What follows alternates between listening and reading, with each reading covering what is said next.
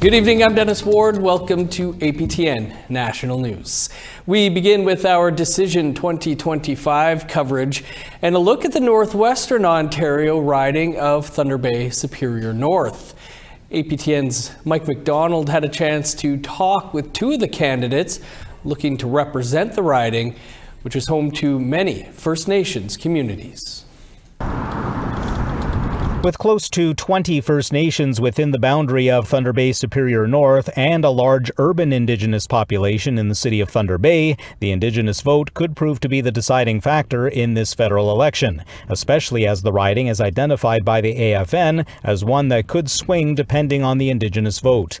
Liberal incumbent and Minister of Indigenous Services Patty Hajdu says reconciliation is what she's hearing about on the campaign. What I'm hearing increasingly from First Nations communities, not just in my riding, but across the country, is a desire to become more engaged in political systems that are not First Nations political systems, because they see the deep connections between getting their priorities achieved with a government that actually cares and understands about the importance of reconciliation. New Democrat Joy Wakefield acknowledges the unique perspectives among Indigenous voters while touting the party's Indigenous candidates. Some people take the perspective that this is a colonial system and they don't want to participate, and I understand that. And some people take the position that whatever power they have, they want to use to make sure that it doesn't harm their people. You know, we've seen a lot of strong Indigenous representation coming from this party. Saul Mamakwa provincially. We see Tanya Cameron running out in Kenora, Laura Mayer running down in Algoma. Hajdu says there's still a lot more work to do with regard to mending the relationship with First Nations, adding she will continue those efforts if re-elected. One of the most fulfilling aspects of the work that I've done over the last 9.5 years, including in the last 3.5 as Minister of Indigenous Services, is forming deep and real relationships with First Nations and Indigenous partners. That's, to me, an essential ingredient in maintaining the strength of our democracy, is that people feel that those systems actually see them and are representing them. Wakefield says access to safe drinking water remains an issue in some First Nations communities in the riding, as well as access to services such as healthcare. Healthcare and access, especially in a lot of the rural communities, is being able to access services, having them in a place that's close enough to where they are, and making sure that their interests are heard in Ottawa. The Liberals have held the Thunder Bay Superior North riding since 2015. Former Thunder Bay Police Chief Bob Herman carries the Conservative banner in this election. He did not reply to our request for an interview. Mike McDonald, APTN National News, Thunder Bay. Now to the Northwest Territories, where our Yellowknife video journalist Bruce Dela Cruz gives us an idea of what the candidates there are doing as voting day closes in. The Northwest Territories is home to over 40,000 people and is the second largest federal riding after Nunavut, covering over 1.3 million square kilometers. Many problems plague the riding, including substance abuse, environmental issues, and the price of food. But what will candidates tackle first if they are elected? For Liberal Party candidate Rebecca Alty, who was born and raised in Yellowknife and until now was the city's mayor, the ongoing drug crisis is one of her main concerns. And so really a two-pronged approach is one is on the enforcement side, and so the Liberal Party is looking to hire 1,000 more RCMP, 1,000 more customs officers to be able to reduce the drugs coming into the country.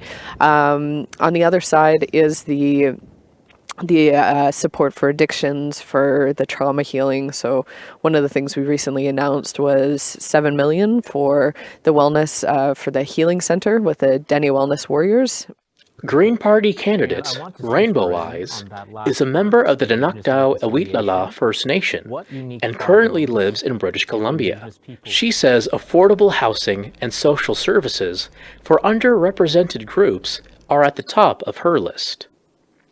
Nobody should be paying like over 50% of their income on their rent, but that's the fact, you know. But I think along with that, the wellness of the people as well for social services, dentistry for the small communities, as well as to us LGBTQ support.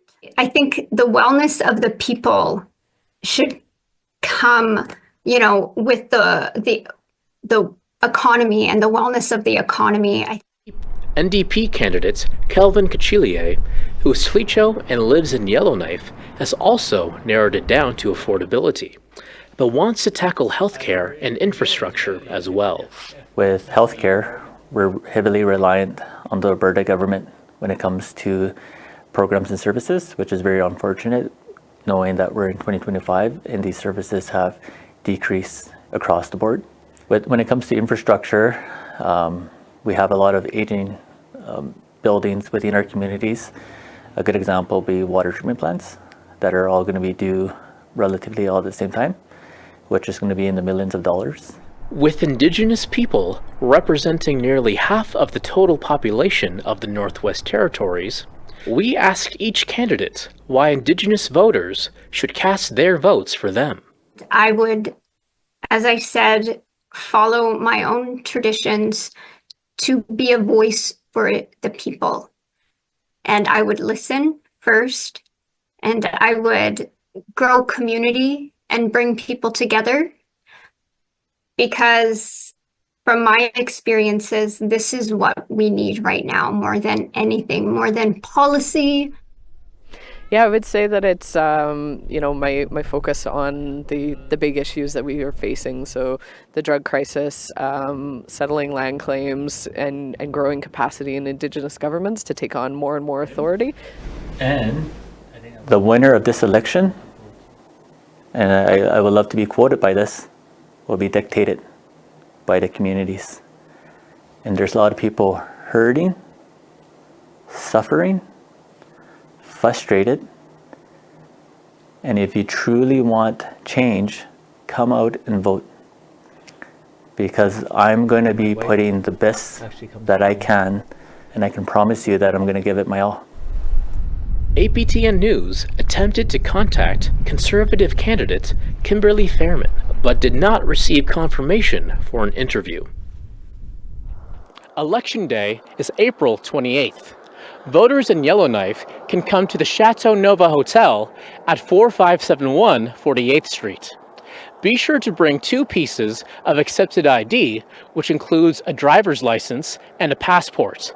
For a full list of accepted ID, go online at www.elections.ca. Bruce De La Cruz, APTN National News, Yellowknife. Thanks, Bruce. Still to come tonight, we'll head back to New York City for our continuing coverage of the 24th Permanent Forum on Indigenous Issues. Stick around.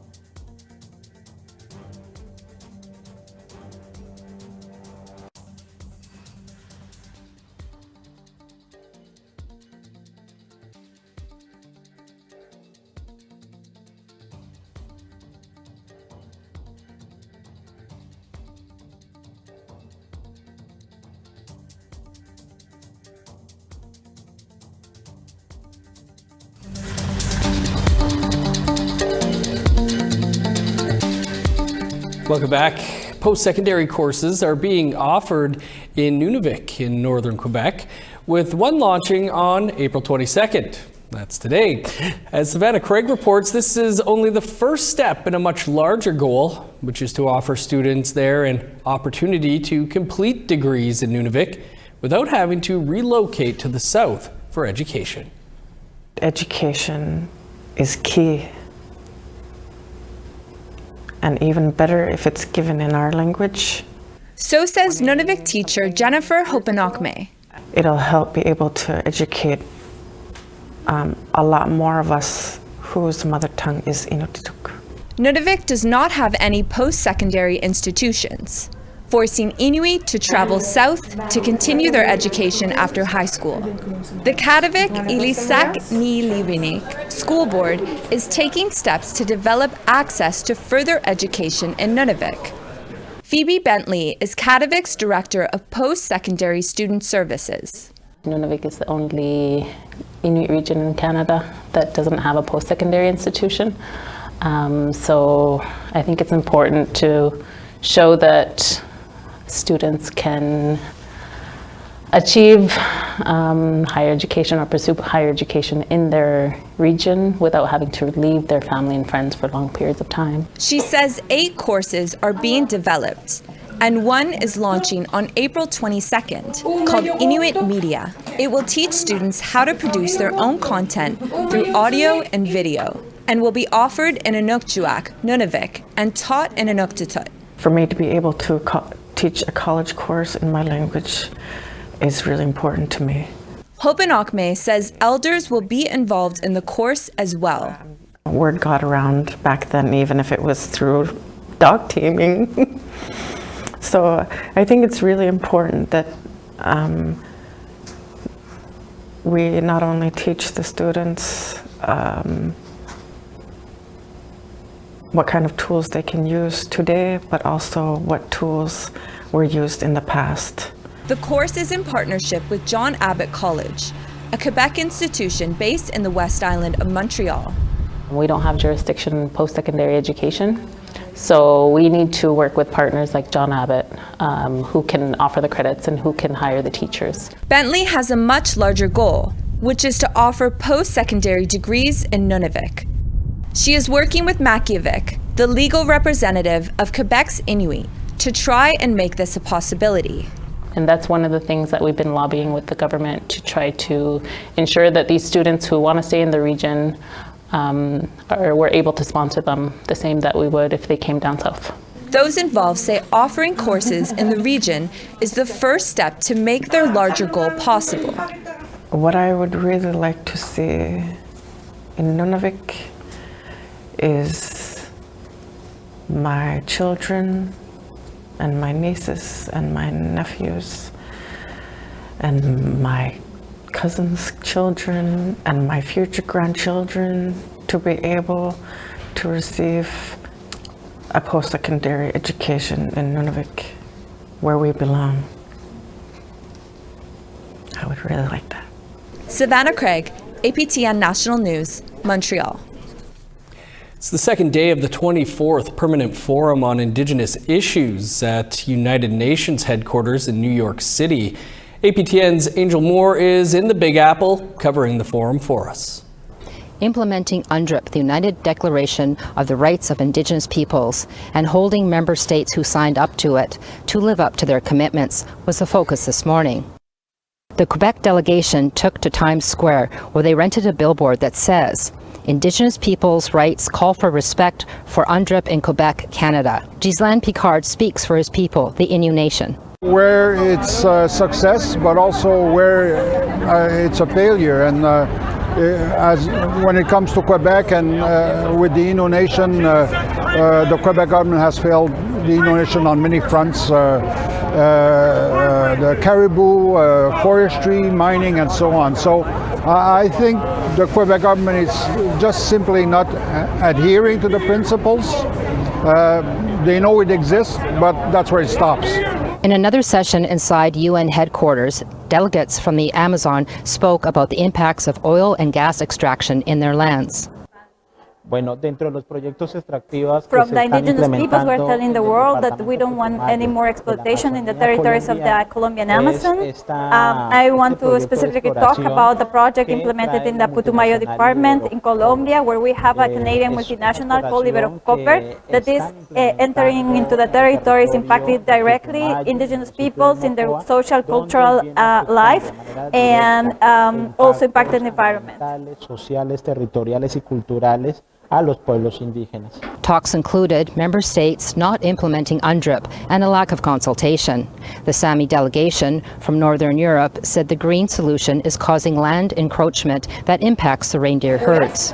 Buures, muna molesara Elvira Kuhmunan, molen Jokamokinire, ja molen Saga Dwale Saminuran. That is Sarah Elvira Kamanen. She is the leader of the Sami Youth Association. And now we also are being affected of this so-called solution, the green transition. For us, it isn't just transition, it's more of a dark transition because our rights aren't being respected or our land areas. The talks continue on Wednesday with the rights of nature and the impacts of continuing resource extraction. Angel Moore, APTN National News, New York. Thanks, Angel. In honor of Earth Day, the Manitoba government announced funding for projects meant to benefit First Nations today. Details on that and much more after the break.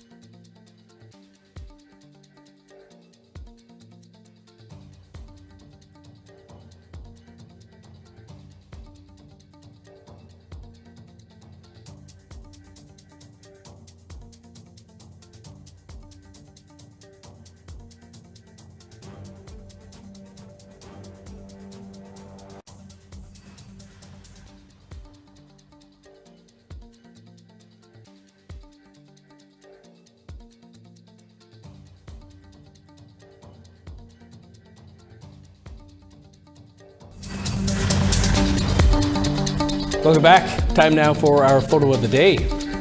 And from the beauty of East Kootenay, British Columbia, Dorothy Ratch snapped this truly scenic view. Thanks for sharing with us all, Dorothy. You can send your pictures to share at aptn.ca for the chance to be featured as our next photo of the day. Now let's take a look at tomorrow's weather forecast. Starting on the East Coast, showers and 12 for Fredericton and Halifax. +3 with snow in Kuujjuaq, cloudy and 2 in Nain. 12 in Montreal, snow and 3 in Chibougamau. Cloudy and 11 in Sault Ste. Marie, sun's out and 12 in North Bay. 12 in Thunder Bay, 8 in Sioux Lookout. 9 for God's Lake, Norway House and the Paw. 9 in Winnipeg, 6 with snow in Dauphin. 8 in Regina, 13 in Saskatoon. 14 in Meadow Lake, +3 in Uranium City. In northern Alberta, showers and 12 in High Level, 13 in Fort McMurray. 12 in Edmonton, 14 in Medicine Hat. 14 in Vancouver, 20 for Kamloops. 13 in Prince George, 14 in Smithers. -5 with snow in Old Crow, 7 above in Whitehorse. -1 in Yellowknife, 4 below in Norman Wells. -11 with snow in Sax Harbor and Polituck. -4 in Chesterfield, +1 with flurries in Arviette. -11 in Resolute and Igloolik. In celebration of Earth Day, the Manitoba government has committed $1.86 million to support 35 community-led climate action projects. The funding will help several Indigenous communities across the province expand clean energy, install electric vehicle charging stations, and reduce greenhouse gas emissions. Turtle Island Innovations, the Grand Rapids Indigenous Chamber of Commerce, and the Swampy Cree Climate Council received a total of $385,000 to implement climate action projects. $500,000 is earmarked for installing 51 electric vehicle chargers across Manitoba, including in the Penamatang First Nation and Mississippiwasta Cree Nation. The Tuesday announcement also spotlighted the Seal River watershed. The 500,000 square kilometer watershed is in northern Manitoba is one step closer to becoming an Indigenous protected conservation area after passing a federal feasibility study in March. Stephanie Tharassi speaks for the Seal River Watershed Alliance. The final report has been published, and it found that creating a protected area is possible.